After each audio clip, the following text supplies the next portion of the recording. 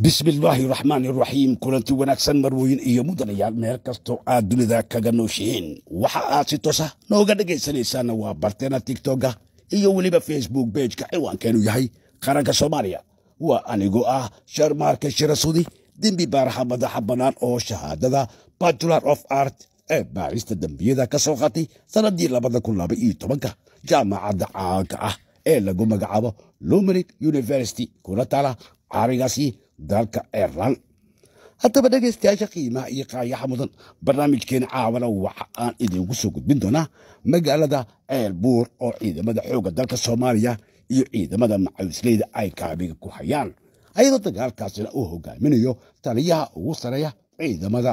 xoogga dalka Soomaaliya isla markaasina madaxweynaha dowladda federaalka Soomaaliya Professor Xasan Sheekh Maxamuud oo hooy iyo xarunba ka dhigtay magaalada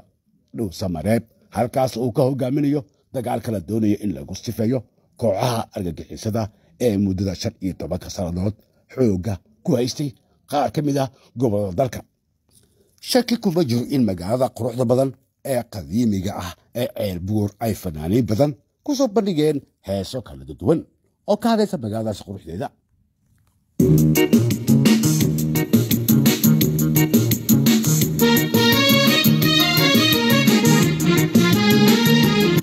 haddaba hees ka mid ah heesaha ay fanaaniinta Soomaaliyeed qaarkood ay uga luuqeeyeen magacna looga dhigay magaalada qadiimiga ee taariikhda dheer leh ee Ceelbuur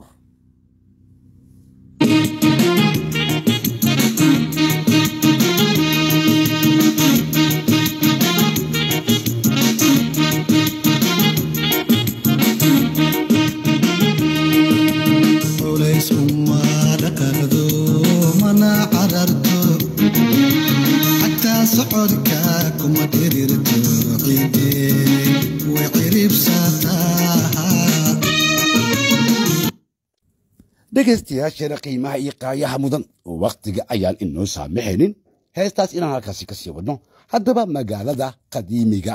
ee quruxda badan ee Ceelbuur waa magaalo sidee haddaba magaalada Ceelbuur waa magaalo kuulansatay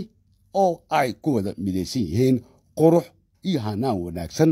markii aad eegto biyaha durduraya ee dhex eegaaga bartankeeda iyo jawiga udgoon ee aadka u carfa badan degmada qadiimiga Ceelbuur taariikhdeedu waxa ay ka badan tahay 900 oo sanadood xaafadaha degmada Ceelbuur waxa ka mid ah buur degana waxaana ku yaala xaruntii sheekhu dadka cilmiga ku barajiray oo magaceedu ahaa goobaha qadiimiga ee xaafadaasi ku yaala waxaana ka mid ah dugsiga sare Ceel Yuusuf Xayle kaawada goobta burjikada lagu sameeyo weeyaane Ceel Riig waa xaafad ay ku yaalaan labada ceel ee magaalada biyaha siya iskuulka weyn ee Al-Nuur guriga gudoomiyaha ee Minjirka ama sarkaalka oo xiliyada wax barwaaqada loo dabaaldego Siberia waa xaafad uu ku yaalo hospitaalka weyn ee degmada Ceelbuur sidoo kale waxaa ku yaala guriga martida Station of Guest iyo dugsiga saraba haddaba dhegeystayaasha qiimaha iyo qaayaha magaalada qadiimiga ee Ceelbuur waa magaalo qadiimi oo ku taal gobolada dhexe ee dalka Soomaaliya gaar ahaan gobolka Galgaduud waa magaalo ka mid ah magaalooyinka ugu taariikhda dheer uguna facaweyn magaalooyinka dalka Jamhuuriyadda Federaalka Soomaaliya waxayna ahaan jireen xarun gobolada dhexe laga xukumi jiray xilliga gumeysiga Talyaaniga magaalada Ceelbuur waa magaalo taariikh dheer ku leh dalka Soomaaliya waxayna leedahay astaamo soo jiray ilaa qarnigii 16aad xilligii gumeysiga waxaana wali laga heli karaa raadad qadiimi oo ku tusinaya qadiimka ay tahay magaaladaasi Ceelbuur waxay caan ku tahay habka farshaxanka ee burjikooyinka laga sameeyo dhagaxa cad kaasoo caalamka oo idil aan lagu arkaynin marka laga reebo magaaladan Ceelbuur haddaba dhagaxaasi burjikada iyo idinka laga sameeyo wax soo saarka cusbada iyo agabyada laga qoro dhagaxaasi Ceelbuur ee jilicsan kuwa oo laga qodo dhulka hoostiisa oo ay Ceelbuur caan ku tahay Ceelbuur waa magaalo deeqsi wax soo saarkeeda guud ahaan geeyga ay degto qowmiyadda Soomaali wada gaaray waana sababta guri walba oo Soomaaliyeed loogu helayo burjiko laga sameeyay dhagaxaasi cad ee Ceelbuur sidoo kale ceelbuur waxay caan ku ahayd samaynta gambarada iyo jiimbaarta qoridda mooyaha iyo kooraha geela ceelbuur waa magaalo kulansatay qurux iyo hanaan wanaagsan markii aad eegto biyaha durduraya ee dhex ceegaaga bartankeeda iyo jawiga udgoon ee goonida u leedahay magaaladaasi ceelbuur waxaa ku yaala xarunta ciidanka guutada 22aad ee militariga ayaa hore uu yiilay xoogga dalka Soomaaliyeed ayaana ahaa xaruntoodii amaba guutada 22aad halka uu saldhigeedu ahaa dhanka fidinta diinta islaamka ceelbuur waxa ay ku lahayd taariikh aad u dheer waxayna ahayd magaalada uu ka soo jeeday sheekhii caanka ahaa sheekh maxamed faarax oo ka mid ahaa culimada Soomaaliyeed ee aadka looga qadariyo geeyga Soomaalida haddaba dhegeystayaasha qiimaha iyo qaayaha mudan waxaa waqti xaadirkan socdo dagaal ay ciidamada xoogga dalka Soomaaliya oo ka dhinac dagaalamaya ciidamada soo majeystayaasha ee macawisleeda ah si ay uga sifeeyaan xoogaga argagixisada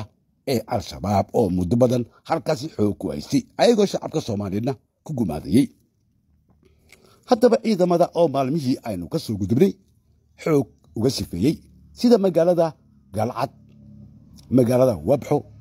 Galhareeri iminkana waxa ay kaabiga ku hayaan magaalada ceelbuur oo ah magaalo taariikhi ah oo faa'iido weyn u leh shacabka Soomaaliyeed iyo dowladda uu madaxweynaha ka yahay Professor Xasan Sheekh Maxamuud madaxweyne Xasan Sheekh Maxamuud ayaa balaqaadkiisii doonaya in uu ka dhabeeyo markii ay socotay doorashadii madaxweynenimada waxaana uu ballan ku qaaday in uu arkaa ururka argagixisada al-shabaab oo ka sifeyn doono dhammaan dhulka Soomaalida ah waxaan leenahay rabbi ha la garab galo inta ku dhimatay ee geesiyaashana waxaan leenahay rabbi subxaanahu wa tacaala jannadii firdawsa hooy ha uga yeelo haddaba dhegeystayaashana qiimaha iyo qaayaha mudan barnaamijkeena caawa ee ku saabsanaa magaalada ceelbuur intaas ayaan ku soo afmeeraynaa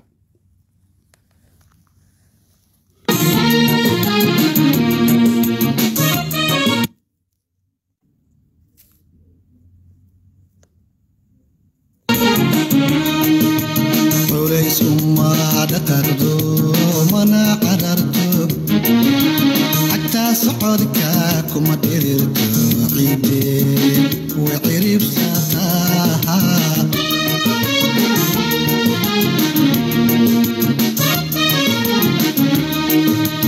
عما علي يرتنيو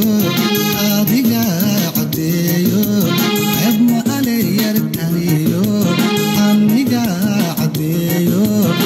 عين كده اوكالي لعذاب ماي